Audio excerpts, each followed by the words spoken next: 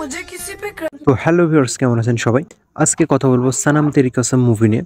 তো এই মুভিটি 10 বছর আগে মুক্তি পেয়েছিল, বাট মুভিটির বাজেটের অর্ধেকও রিকভারি করতে পেরেছিল না বক্স অফিস কালেকশনে সেই সময়। বাট এই সেম মুভি এখন রিলিজ করা হয়েছে আর মুভিটির ফুল টাকা রিকভার করে আরো লাভ করে দিয়েছে।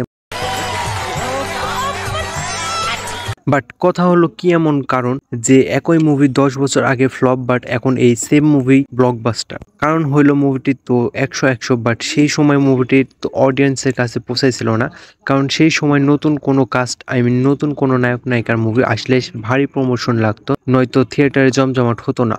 আর সেই সময় বলিউডে রাজত্ব করেছে শাহরুখ খান, সালমান খান, ঋত্বিক, অক্ষয় কুমার, এরাই সেই সময় রাজত্ব করেছে, যারা একের পর এক সুপারহিট মুভি এনেছে। আর সেই কারণে অডিয়েন্স নতুন কাস্টের মুভি খুব কম দেখতে যেত থিয়েটারে।